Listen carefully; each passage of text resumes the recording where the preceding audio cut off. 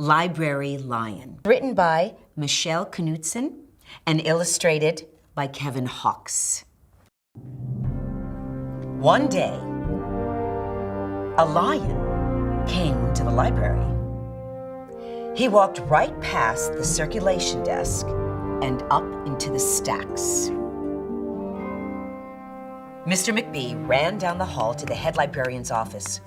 "Miss Merriweather," he called. "No running," said Miss Merriweather without looking up. "But there's a lion," said Mr. McBee, "in the library." "Is he breaking any rules?" said Miss Merriweather. She was very particular about rule breaking. "Well, no," said Mr. McBee. "Not really." "Then leave him be." The lion wandered all around the library. He sniffed the card catalog. He rubbed his head against the new book collection.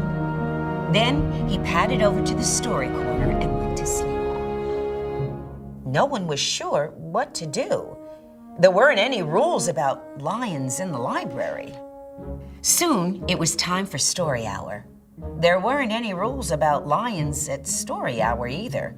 The story lady seemed a little nervous, but she read out the first book's title in a good, clear voice. The lion looked up. The story lady kept reading. The lion stayed for the next story, and the story after that. He waited for another story, but the children began to walk away. "Story hour is over," a little girl told him. "It's time to go." The lion looked at the children. He looked at the story lady. He looked at the closed books. And then he roared very loud. Miss Merriweather came striding out of her office. "Who's making that noise?" she demanded. "It's the lion," said Mr. McBee. Miss Merriweather marched over to the lion. "If you cannot be quiet, you will have to leave," she said in a stern voice. "Those are the rules." The lion kept roaring. He sounded sad. The little girl tugged on Miss Merriweather's dress. "If he promises to be quiet, can he come back for story hour tomorrow?" she asked. The lion stopped roaring. He looked at Miss Merriweather. Miss Merriweather looked back. Then she said, "Yes, a nice quiet lion would certainly be allowed to come back for story hour tomorrow." "Hooray!" said the children. The next day, the lion came back. "You are early," said Miss Merriweather. "Story hour is not until 3 o'clock. The lion did not budge. "Very well," said Miss Merriweather. "You might as well make yourself useful." She sent him off to dust the encyclopedias until it was time for story hour. The next day, the lion came early again. This time, Miss Merriweather asked him to lick all the envelopes for the overdue notices. Soon the lion began doing things without being asked. He dusted the encyclopedias. He licked the envelopes. He let small children stand on his back to reach books on the highest shelves. Then he curled up in the story corner to wait for story hour to begin. At first, the people in the library were nervous about the lion, but soon they got used to having him around. In fact, he seemed very well suited for the library. His big feet were quiet on the library floor. He made a comfy backrest for the children at story hour, and he never roared in the library anymore. "What a helpful lion," people said. They patted his soft head as he walked by. How did we ever get along without him? Mr. McBee scowled when he heard that. They had always gotten along fine before. No lions were needed. Lions, he thought, could not understand rules. They did not belong in the library. One day, after he dusted all the encyclopedias and licked all the envelopes and helped all the small children, the lion padded down the hall to Miss Merriweather's office to see what else there was to do. There was still some time left before story hour. "Hello, Lion," said Miss Merriweather. "I know something you could do. You can bring a book back into the stacks for me. Let me just get it down from the shelf." Miss Merriweather stepped up onto the step stool. The book was just out of reach. Miss Merriweather stood on her toes. She stretched out her fingers. "Almost there," she said. Then Miss Merriweather stretched a little too far. "Ouch," said Miss Merriweather softly. She did not get up. "Mr. McBee," she called for a minute. "Mr. McBee." But Mr. McBee was at the circulation desk. He could not hear her calling. "Lion," said Miss Merriweather, "please go get Mr. McBee." The lion ran down the hall. "No running," Miss Merriweather called after him. The lion put his big front paws up on the circulation desk and looked at Mr. McBee. "Go away, lion," said Mr. McBee. "I'm busy." The lion whined. He pointed his nose down the hall toward Miss Merriweather's office. Mr. McBee ignored him. Finally, the lion did the only thing that he could think of doing. He looked Mr. McBee right in the eye. Then he opened his mouth very wide, and he roared the loudest roar he had ever roared in his life. Mr. McBee gasped.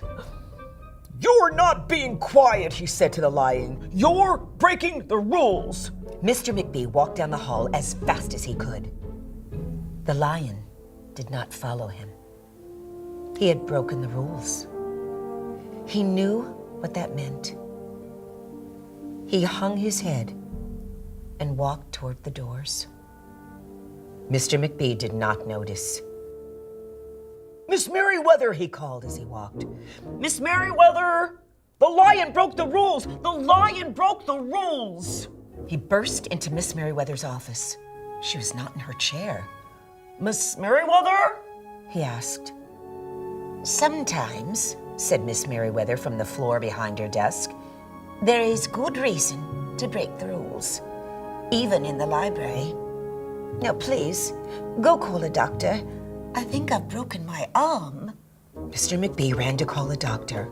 "No running," said Miss Merriweather, calling after him. The next day, things were back to normal. Almost. Miss Merriweather's left arm was in a cast.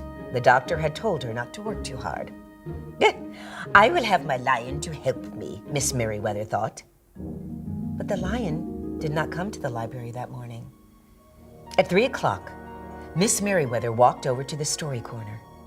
The story lady was just beginning a story for the children. The lion was not there. People in the library kept looking up from their books and computer screens, hoping they would see a familiar, furry face. But the lion did not come that day.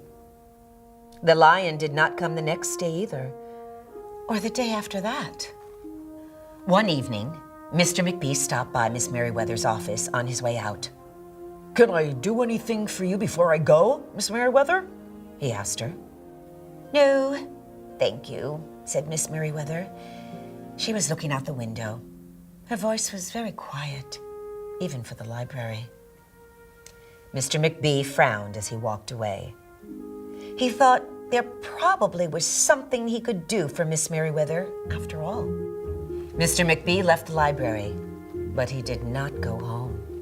He walked around the neighborhood. He looked under cars. He looked behind bushes. He looked in backyards and trash cans and tree houses. Finally, he circled all the way back to the library. The lion was sitting outside, looking in through the glass doors. "Hello, lion," said Mr. McBee. The lion did not turn around. "I thought you might like to know," said Mr. McBee, "that there's a new rule at the library.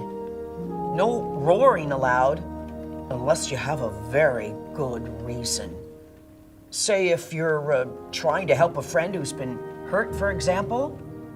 The lion's ears twitched. He turned around, but Mr. McBee was already walking away. The next day, Mr. McBee walked down the hall to Miss Merriweather's office. "What is it, Mr. McBee?" asked Miss Merriweather in her new, sad, quiet voice. "I thought you might like to know," said Mr. McBee, "that there's a lion in the library." Miss Merriweather jumped up from her chair and ran down the hall. Mr. McBee smiled. "No running," he called after her. Miss Merriweather didn't listen.